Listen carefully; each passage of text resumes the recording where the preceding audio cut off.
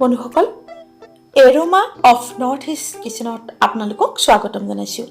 আজি আপোনালোকলৈ বটলৰ পাচলিৰ লগত গোলনেমু আৰু ধনিয়া পাতৰ চুপৰ জুতি লগা ৰেচিপি এটা লৈ আহিছোঁ।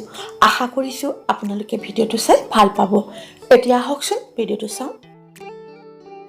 অলপ টেঙা জ্বলা সোৱাদৰ এই সুস্বাদু চুপবিধ ৰান্ধিবৰ বাবে আমাক লাগিব কেঁচা মটৰ, ব্ৰকলি, গাজৰ, ওলকবি, ধনিয়া পাত, নিমখ, কৰ্ণফ্ল'ৰ, পানী, জালুক, গোলনেমুৰ ৰস, ৰিফাইন তেল, নহৰু, আদা আৰু কেঁচা জলকীয়া। পাচলি আপোনালোকে নিজৰ পচন্দ মতে ল'ব পাৰিব। প্ৰথমতে কেৰাহীখন গৰম কৰি তাতে প্ৰয়োজন মতে তেল দি তেলখিনি গৰম হ'বলৈ দিব লাগিব। এতিয়া গৰম তেলখিনিত মিহিকৈ কুটি ৰখা নহৰু, আদা আৰু কেঁচা জলকীয়া অলপমান দি অলপ সময় ভাজিব লাগিব।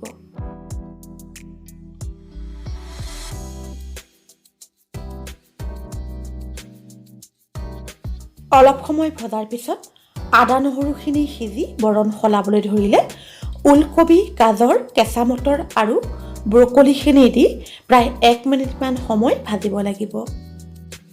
পাচলিখিনি একে জোখতে সৰু সৰুকৈ কাটি লোৱা হৈছে।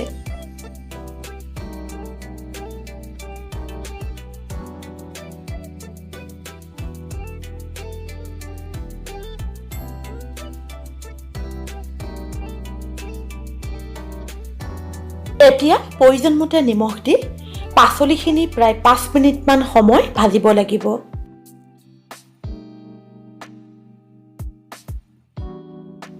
পাচলিখিনি প্ৰায় 5 মিনিটমান সময় ভজা হৈ গৈছে। এতিয়া পাচলিখিনিৰ ওপৰত প্ৰায় 4 কাপমান পানী ঢালি অলপ সময় উতলিবলৈ দিব লাগিব।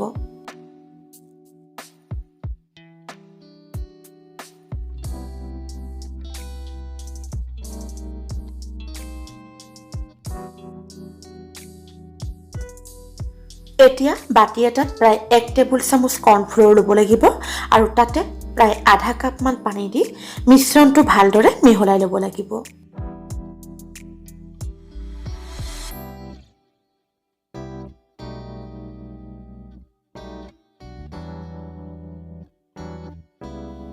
চুপখিনি বৰ ধুনীয়াকৈ উতলি আছে। এতিয়া বাটিত থকা কৰ্ণফ্ল'ৰৰ মিশ্ৰণটো লাহেকৈ চুপখিনিৰ ওপৰত ঢালি দিব লাগিব। চুপখিনি অকণমান ডাঠ হ'বৰ বাবে কৰ্ণফ্ল'ৰৰ মিশ্ৰণটো দিয়া হৈছে। এতিয়া কুটি ৰখা ধনিয়া পাত অলপমান দি চুপখিনি ভালদৰে লৰাই দিব লাগিব। এতিয়া জালুকৰ গুড়ি আৰু বাকী থকা কেঁচা জলকীয়াখিনি দি ভালদৰে উতলিবলৈ দিব লাগিব। জ্বলা যিমান খাব বিচাৰে সেই হিচাপত জালুকৰ গুড়ি আৰু কেঁচা জলকীয়া দিলে ভাল হয়।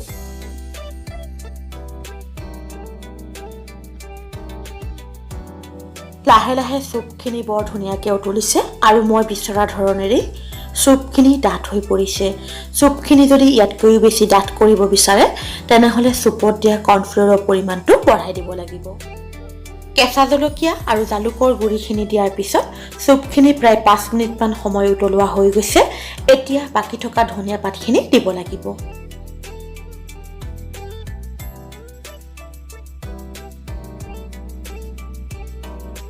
একেবাৰে শেষত গোলনেমুৰ ৰসখিনি দি গেছৰ জুইত নুমুৱাই দিব লাগিব।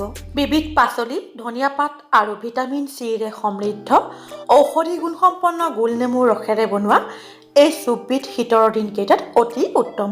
বিভিন্ন ৰোগ প্ৰতিৰোধৰ কাম কৰে। গোলনেমু আৰু ধনিয়া পাতৰ চুপ প্ৰস্তুত হৈ গৈছে। এতিয়া গৰমে গৰমে পৰিৱেশন কৰিব পাৰিব। বন্ধুসকল, আপোনালোকৰ যদি মোৰ এই ভিডিঅ'টো চাই ভাল লাগিছে তেনেহ'লে লাইক আৰু কমেণ্টৰ জৰিয়তে জনাবলৈ নাপাহৰিব। এনেধৰণৰ সুস্বাদু ৰেচিপিবোৰৰ ভিডিঅ' মোৰ চেনেলত আপোনালোকে চাবলৈ পাব।